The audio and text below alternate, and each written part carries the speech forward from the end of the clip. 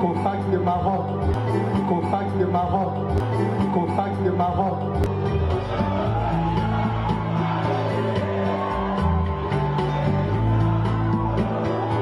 Contact de Maroc. Voilà, bonjour, Mbote, Nabandeko Nyoso, Barzali Bakou, Yarolanda, Galmi Kofax, en direct, il y a Rose Bonbon officiel, voilà, Galmi Kofax, il y a un Bino, par rapport aux concernés, Fali Handicap la merveille, Bandeko Bako Talangaï, c'est-à-dire musicien à Boye, vous soyez wapi, il y a moi na fit fait la pêche Mbote, Paya, Maman Yetika son warrior double brassard, la pêche Mbote, Paya Junior Mukuna maître Toro, la pêche Mbote Belé, Junior Mukuna maître Toro, Bambote na Belé Siko Zali, la pêche Mbote Paya vient na Jipe Batiki na Lyon, la pêche Yope, Mbote na yo et Belé Belé. Alors, ba warrior, vous avez aussi là. Ba warrior, ça dit vous êtes heureux, vous avez aussi là, vous avez essentiellement. Pourquoi? Parce que vous avez le choix bien, vous pouvez Fali Poupa. Voilà, le meilleur artiste congolais de tous les temps. Distraction à Pamba, ba warrior, Toza Kunate. Distraction à Pamba, ba warrior, Boza Kunate. Ba warrior, ça dit bomi longola, na ba distraction à Pamba. Mutunyo so ayebi, valeur ya nana ketchup ba fana. Mutunyo so ayebi nenge ni papu, nenge ni aigle, alingaka, pe ya considéraka. Moi si na ye nana ketchup ba fana. Et mutunyo so pa ayebi, nenge ni bana basi internet. Bazalaka na babi salela na bango, bazalaka na babi loba na bango. C'est-à-dire mutunyo so ayebi comportement, ya aigle. Mututu ayebi pe comporte, c'est-à-dire considération au aigle azalaka nango epa ya la grande dame, première dame Mama Mokonzi, nana ketchup bafana. Voilà, donc en tout cas, ba bêtise à pas ba warrior, toi na tana yango te. Le haut le 29 décembre, hier ezalaki bongo le 28 décembre, Fali Poupa abetaki a hotel ko beta, abetaki na Abidjan, na Makori, abetaki Abidjan na Makori. Alors, incroyable mais vrai. Fali Poupa, ça dit toujours actif. Fali Poupa, ça dit toujours actif. Elle a toujours on a pour ça. Ça dit bateau nous va l'ingakaye partout dans le monde. Et après 3 grands concerts au Aigle Beta, avant Abidjan, basara musala ndenge nini. Ba travaillaka ndenge nini. Aigle avant Abidjan.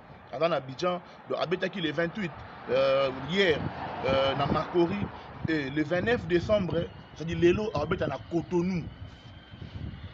Lelo oyo aigle arobeta ça dit do na Cotonou na Bénin. Lelo aigle dans la concert na Cotonou na Bénin. Et le 30 décembre arobeta na Douala na stade à Douala.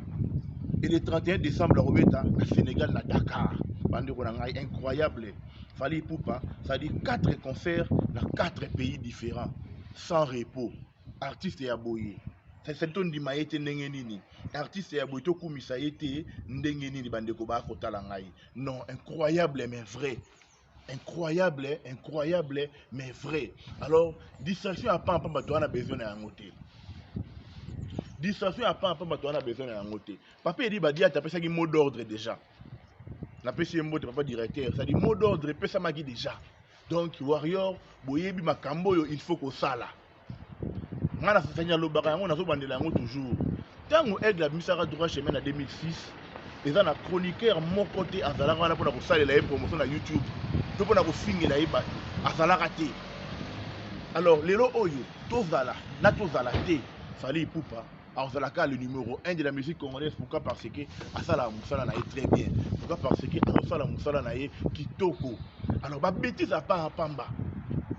Bandeko nanga ba warrior bo kipe yango te bolanda yango te na bandeli bien. Mutu no sa yebi considération pe respect oyo aigle pe sara pa mama ba na ye. Siko ba buso ba ya pa manengo wana. Soki ça dit ndeko moko ya mwasi ameli soki whisky na ye soki nini na yebi te bon bref, c'est peut-être ndeko moko na ba délire na ye a déplacer ba langage na ye. Etali kaka ye. Etali warrior te etali kaka ye. Voilà, warrior nyo saka mayele na yebi kisa nango ba bêtise ya pamba. Bandeko ba ko tala ngai.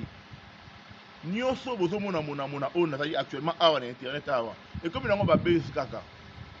Nyonso bandeko sali bandeko ba sala ba live bazo mata bazo ya ko kita boy. Etikali nango ba base ya pamba. Etikali na yango ba base ya pamba. Mutu na mutu azoya abakisa pilipili na ndenge na ye. message déjà mot d'ordre ya papa Eli Badiata toyokaki yango déjà bomonaki yango na page na ye kuna. Donc voilà, eza pasi mingi pe mawa ngai moko personnellement esali ngai pasi, mais bon tosala nini et sadi nakobandilelo moko bamakambo nyonso eleki oyo bandeko na ngai ifale po baza tellement monene ke po sadi bomoni babétise oyo sadi o nani boye o ndeko grâce boye o boye sadi babétise oyo ekoki koréussir kosalir Fally Ipupa te. Fally aza tellement monene ke bamakambo oyo ekoatteindre ye même pas. C'est-à-dire aigle sika pumbora likolo. Donc c'est-à-dire aigle pumbora tellement likolo makasi ke ba bêtise oyo ba communauté na biso oyo o odia grâce te masali boye o nani kuna boye o boye c'est-à-dire donc ekokoma esika donc ekokoma esika oyo aigle pumbwaka te. Bandeko na ba warrior ba mama warrior bozala mitema ya kokita eloko eza te eloko mpe kozala te. Lelo oyo aigle aza na concert na Cotonou lobi mpe concert mpe ezali. Donc bandeko na nga bozala na bino kimia le 31 décembre aigle akobetela bana Sénégal na Dakar. Donc bozala na bino sadi kimia ya rien eloko ezali te. Salut madame, vous allez bien? Ça va très bien. Ok, meilleur vœu. Voilà, c'est les grands discours concernant Fally Ipupa. Je connais pas bien tout ça. D'accord, voilà. Donc, voilà. D'accord, merci madame, merci. Voilà, donc, voilà, bandeko ba kotala ngai. Yona sadi ekoloba ke ça dit ba warrior vous en abino poser mitema ya kokita eloko ezate ya rien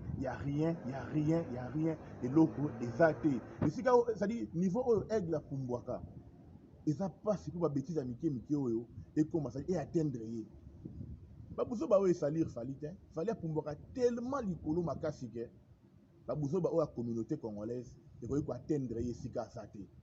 Donc alors tout ça donc biso bandeko oyo tolongai Kinshasa Fally amemi biso na poto awa mpona kosepelisa biso bandeko na ngai toza obligé ya kozongisela ye ascenseur wana ya respect faut respecter ye wana tu vois parenthèse kaka. Donc vite fait dans le bakar que non en tout cas ba warrior focus concentration na makambo etali musique ya Fally Ipupa handicap la merveille yango ndeza ya motuya yango ndezali essentiel. Essentiel. Bandeko ba osala sala ba live pamba oh nanya sali boye oh ba bureau oh boye bandeko na ngai to respecter bato bantouraka Fally Ipupa. Lelo Fally Ipupa asa likolo makasi quelque part c'est bandeko bantouraka wana babakisa pe moyen pierre na bango. Alors to respecter bato bantouraka wana. C'est vrai. Sika bato basali makambo ezanga raté, oui c'est vrai. Être humain, c'est normal. Être humain peut se tromper dans le choix, c'est normal. Mais le on a niveau Fally, le on a niveau Fally à Comélie quelque part, bateau bantouraki wana, ça dit ça peut n'avoir un pierre, deux pierres, trois pierres, oh bah qui s'arrapé, peut même artiste. Donc tu peux savoir mon respect. Et pour ça la bien ma casse mingi. Donc mingi en baptisé, mot d'ordre de Boyoka qui en déjà. Mot d'ordre de Boyoka qui en déjà. Oyo papa di baleka pesaki eza pasi mingi pe mawa c'est-à-dire atanga imoko pesa pasi mingi pona kondima yango mais choisate faut kondima yango ndenge mot d'ordre et pesami ba warrior avant tout vous avez fanatique à Fally Ipupa na lobaki yango bien ngana lobaka yango bien Fally Ipupa tindaka mutu moko ta fingeli bato aigle tango yambaki biso na Bruxelles tant bien que ngana zaki te pona bungaki na métro jour yango mais aigle pesaki conseil bolobaka vérité. Alors, seule façon de reconnaître aigle, seule façon de défendre Fally Ipupa, c'est la vérité. Si on a la vérité, et quoi qu'il y a parce que vérité, vérité, c'est que non, Fally Ipupa, il y a 40 000 places. Donc, ça y est, Mbali Bosso, Congolais, Mbali Bosso, Africain, francophone, Abeta, il y a un tout de ça, Mbali Bosso, Africain, Abeta, Borwana, Aton de ça, Pardon, madame. Donc, Mbali Bosso, Africain, abeta yango atunisa ngo c'est la vérité. Vérité dans la vérité. Donc tout défendre Fally Ipupa la vérité et non na mafinga. Parce que quand on a une carrière na yé demi na droit chemin. mutu moko azalaka na mpona kosalela ye promotion na YouTube. Donc ça dit fallait à construire succès na ye moko. Voilà. Donc on a retrouvé yango wana ba warrior focus na makambo itali fallait pour pas ça dit rendez-vous le na Cotonou et après rendez-vous na na Douala et après rendez-vous na Dakar. Donc fin de l'année au Sénégal vous allez au CP là parce que vous allez fêter avec l'artiste et musicien Fally Ipupa du Cap La Merveille. Et année prochaine makamamine nezali ba warrior